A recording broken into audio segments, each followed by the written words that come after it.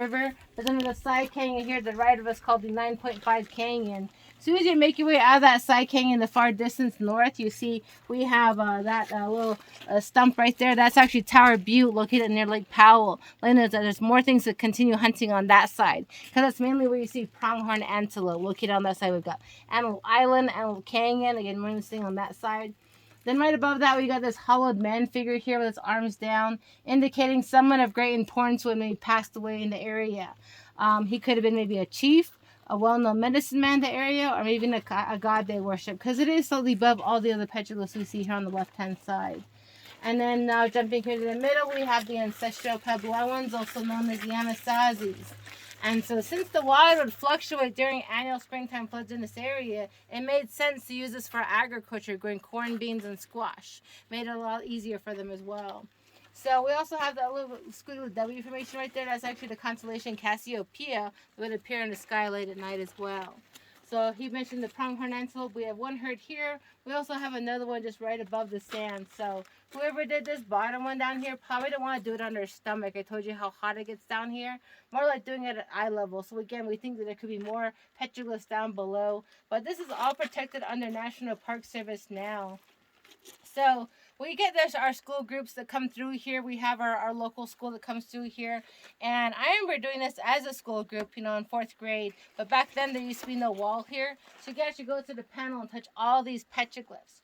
But they realized later on that the oils on our fingers was harming the desert varnish wall. So to keep it nice and intact, they put this wall here and built it, keeping people away. But when they did that, the wind would come through here and moving all the sand and sediment, and it started exposing this bottom group down here. So then the youngest out of all of these petroglyphs is this one here on the far right-hand side. This is done by the Paiutes. A couple years ago, we had 3 Paiute men come down here with Park Service.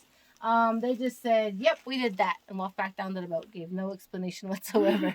So, yeah, they really try to keep that information within their own tribe. Like I said, I'm Navajo, I'm Diné. That's a completely different dialect, so I wouldn't have any idea what they're saying. And your guess is as good as mine. But we have a circle figure here to mention, circle of life. For the top one there for life, and then the bottom one there for death. Some people also think maybe this is, representation of birthing of twins. And then right to the left of that, we have the stick figure, sending in his hands. Again, bighorn sheep in front of them, hunting scene that's happening.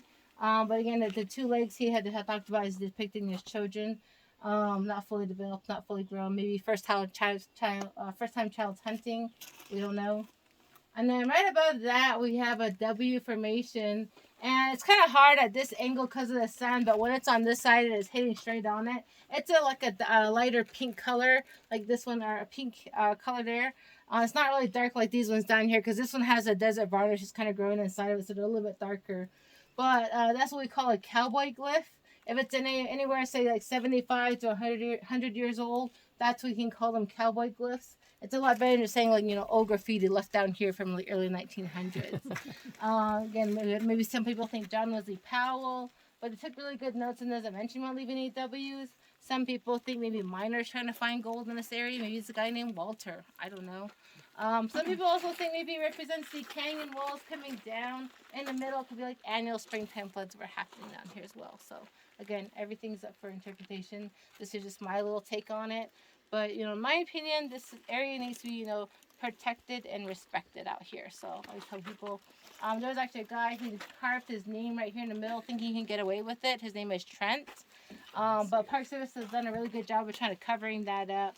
So I always tell people, don't be a Trent and do something like this to the wall and disrespect the area, Well, Trent got charged $10,000. Yeah, so. he did, yeah. So we always try to, he wanted to be famous. He's going to be famous. He's infamous. An idiot. Yeah. But again, that's just my little take on the whole thing. What did you say was the name of the tool over there by the stairs? Oh, the J-looking atlatl. Yeah. I've never heard of that. Predates the bow and arrow. I didn't know that one. It's a throwing thing. Okay. Cool. This represents the stair step. of the rocks as we came in. And then that atlatl is the tool that they would hunt the bighorn sheep. The bighorn sheep there, the one with the lines downward, she said could represent the age of the sheep. The older sheep, you'd want to go after this one first. And then the lines down represent a male. The female is to the right. And you wouldn't want to go after them. If you look right behind that one, you would see a little baby, so representing the female and saying that the baby has come from the female, so avoid them.